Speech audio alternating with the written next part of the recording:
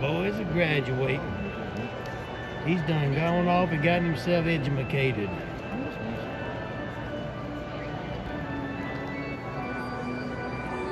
Okay, he's talking some shit. I can't listen to this song. Aiden Hessner.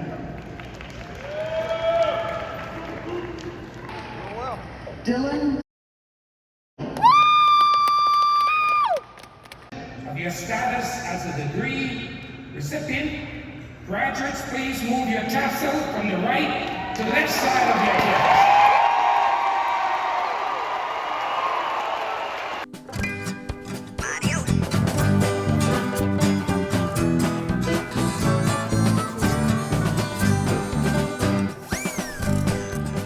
Hey, what's up everybody? This is Brian over here at the Little Orchard Farm. Welcome to today's video. Man, this weekend we have just been celebrating as many families across America have and will over the next couple of weeks, as high school students and college students are all graduating. We had a college graduate this weekend. My son graduated college, has a business management degree now from a prestigious college here in the Mid-South. And so we couldn't be more happy for him. We are so stoked. And so we've been celebrating with him and letting him know how much we love him, how proud we are of him, and I can't wait to see what he's going to do in the next phases of his professional career and his personal journey. And so super excited for him. But you know, this weekend we still got stuff to do on the farm. We got some more work to do on the pine log fence, and we've got a couple of other activities that we're going to share with you guys this weekend. So hey, got a lot to do. Let's do this. Guys, don't forget to pound that subscribe button if you haven't already subscribed to our channel. We would love to have you on the journey. We're growing our channel. Would love to share with you what we're doing as newbie homesteaders as we built our homestead from the ground up. We literally purchased a plot of about 56 acres here in beautiful North Alabama, and it was a clean slate. There was nothing here, and so we started actually. My wife and I started building. Karen and I started building on our very own cabin. We erected this in just a little over a year and a half, and working weekends only. And man, what a great adventure that was. I'll put the card to our series on the cabin build here at the top of the screen for you to check out, and maybe you can go back and watch as we progress through building our very own cabin. We've also done a couple of other things and things that I want to share some updates with you over the next couple of weeks on. We've got our orchard in the ground, and all of our fruit trees, well, I shouldn't say all. I've got a couple of trees that don't look like they're faring too well, but for the majority of the 50 or so trees that we planted, fruit trees and nut trees, they all are looking phenomenal. And I'll share some of that with you over the next couple of weeks. The other thing that we're doing, obviously, is we've got our first garden in the ground, and we are putting together, and I think you can kind of see it right up here. These are our pine logs. We've been working on our pine log fence. We treated them last week. I'll put that card right up here as well, where you can see how we kind of weatherized our pine logs and how we plan to utilize those in our garden. But one thing I was looking at right here, Karen has hidden her potato plants inside of the box blade. And I think she was getting them out of the way for from our dog. Our dog, I think, was eating them. And so, but boy, these are looking really healthy. And she kind of she crushed up some quail egg. I don't know if you can kind of see the white down in there. She crushed up some quail egg and just threw it down in there, maybe to get a little bit of some of that calcium into the soil. But man, that looks awesome. Looks awesome. You got it? All right, bring it on out here. The garden is coming along really nicely, and one of the activities that we really needed to do is to go ahead and get our tomato plants trellised up.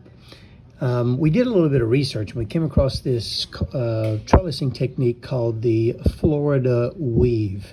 And what the Florida weave does is it enables you to take twine and wrap or loop it around the plants, giving it support.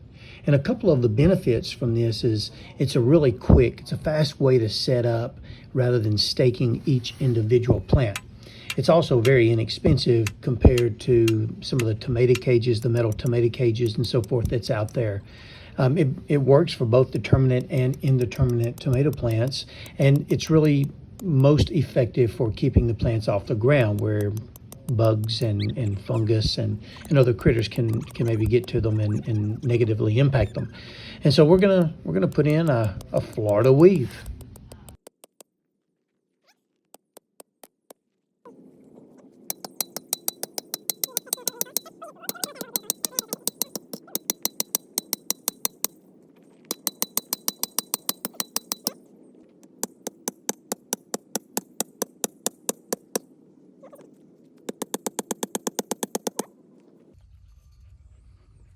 So she's just basically threaded it on each side of the plant, and the hope is that the plant will just grow right up between the strings, and the strings will maintain a sense of stability for the plant, and we'll add more string as the plants continue to grow. Here you go.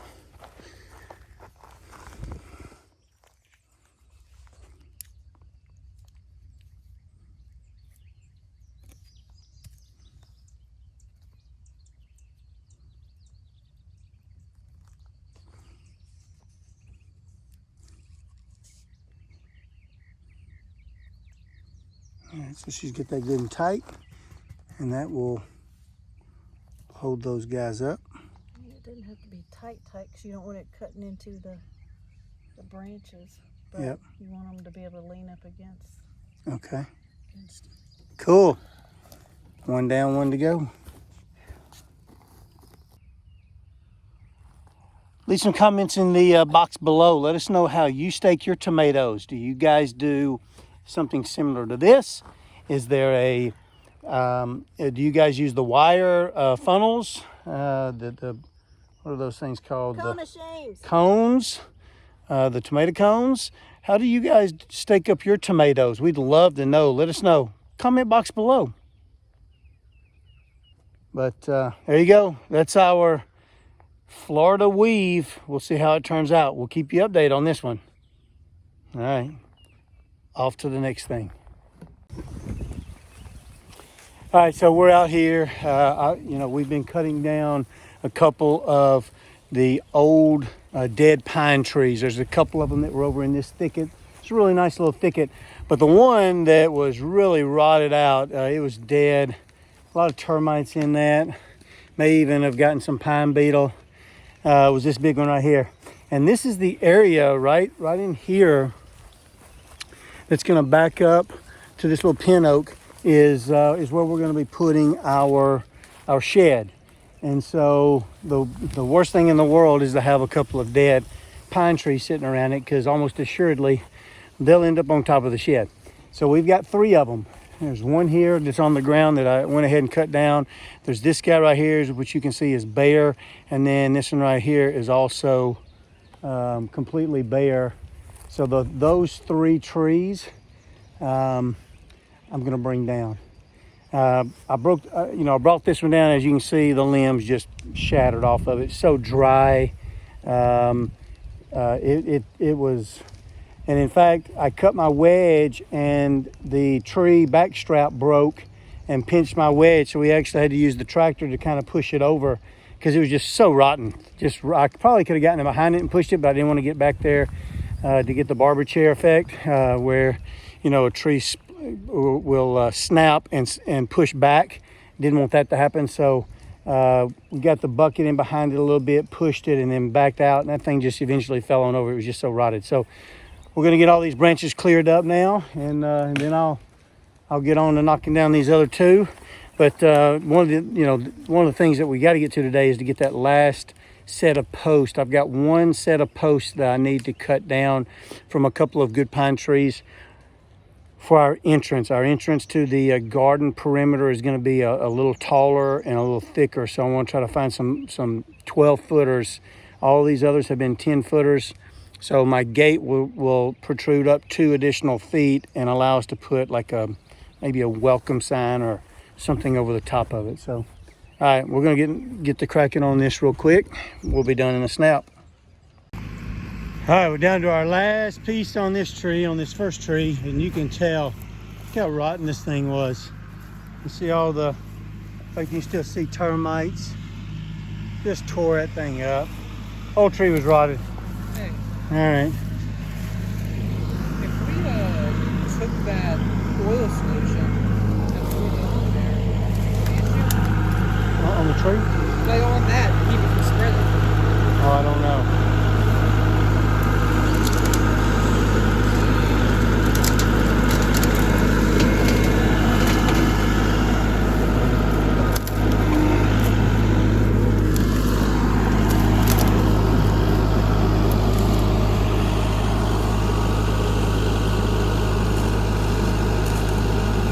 Can you move it? Find out.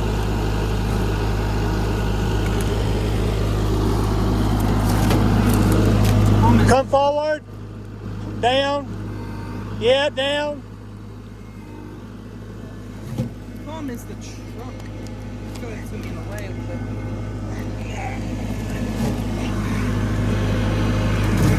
Turn it up. Up, up, up, up, up. Woo.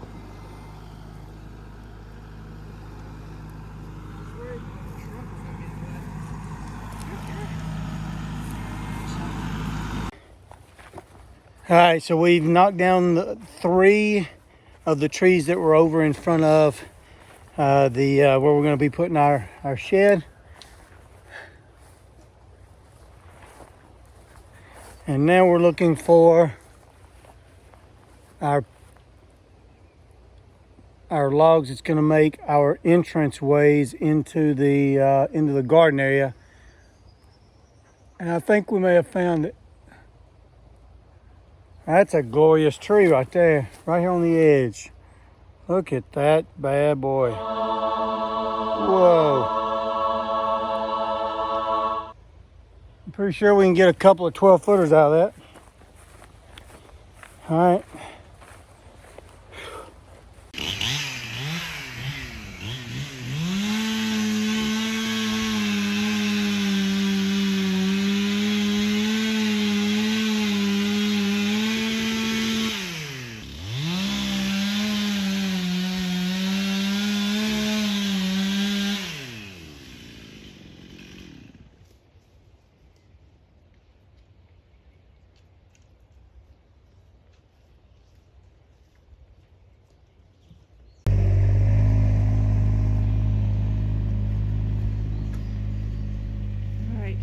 Studying the layout, making sure we miss the ants this time. It's gonna get which way it's gonna go. Come look at these things. Let's go see what got us to stop a minute ago, besides changing the chain.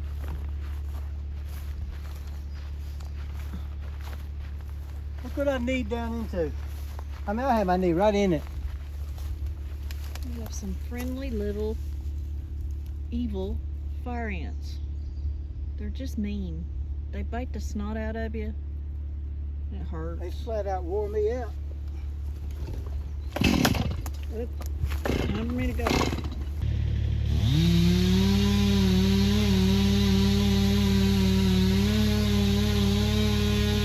Just wait.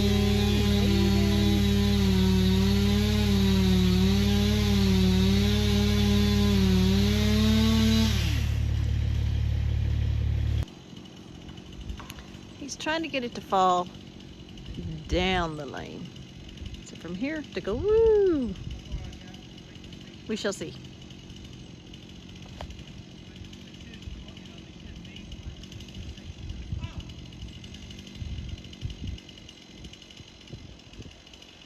All right, wherever Dylan's kneeling, he's kneeling right in those ants. I hope he doesn't get ants in his pants.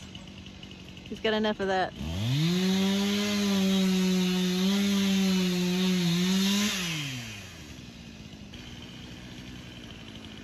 I think they got the chainsaw blade stuck. There it goes! Bam!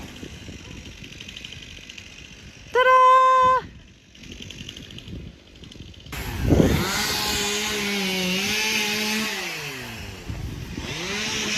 You know, this could be like the Blair Witch Project where we're running through the forest and we can't figure out what's going on and somebody's chasing us and we don't know what's going on and we don't know what's going on and it's the Blair Witches. Okay, we're back.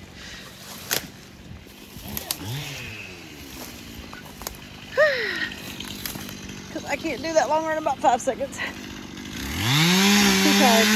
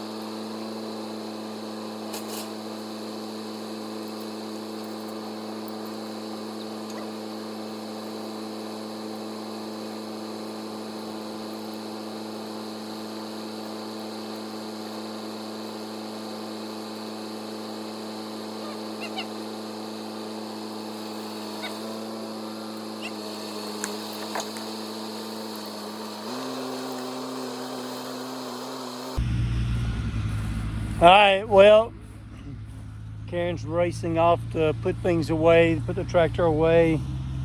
Dylan's gonna help her do that. The skies are turning. Oh my goodness.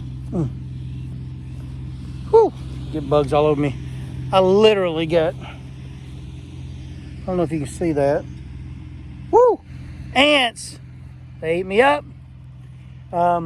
We got this log on the ground and I took a measurement of it. Is that not beautiful? What a beautiful log. And I can get two 14 foot long with probably, I didn't even take a diameter. The actual trunk of the diameter here is 14 inches, about 13 and a half. As it goes up through there, I guarantee you I stay at a consistent solid 7-8 inches. So I should have at least two 14 foot, 12 to 14 foot. I have to figure out what I want to get out of this. I'm gonna have to cut off some of this. I've got a 1 foot auger, 13 and a half inches, won't go out down in the ground. So I'm gonna have to cut off some of this just so I can get enough of it to fit off in the hole. But I should have enough to get two logs, 14 foot, again, 12 to 14 foot in the ground. And these are this will be my entrance way where we'll have the large, like the 10 foot swinging gate or whatever. And so they need to be a little bit bulkier and a little bit taller so I can make it look like a really nice entrance to our garden area. Got a little something special to put over the top of that. Anyway, I think the rain's about to head on in here, and we've done quite a bit today. We've done a lot of land prep and management, getting ready for the shed to be here. Those couple of trees were a little unexpected to take down. I mean, I had sat out on the porch and seen those trees a couple of times. It just never dawned on me that those are dead. And boy, if our little shed is sitting out underneath one of those on a good strong wind, because the one big one, it literally, it was ready to go. The termites and and I suspect the pine beetles had probably just really wrecked it. But it's a completely different look now. Like it, you know, they were in this area right in here, and boom, gone. So now we'll back our little shed right up into that area, and it should be in pretty good shape. So got a lot done. Got the garden taken care of. That was awesome. Got the extra log that we'll debark, and that'll be our entrance ways. And then hopefully, potentially next weekend, we'll start putting holes in the ground, get the fence in the ground. But anyway, guys, thank you very much for joining us this week, and I hope you have a wonderful week and a very blessed week. Until we see you again the next time, we will see you.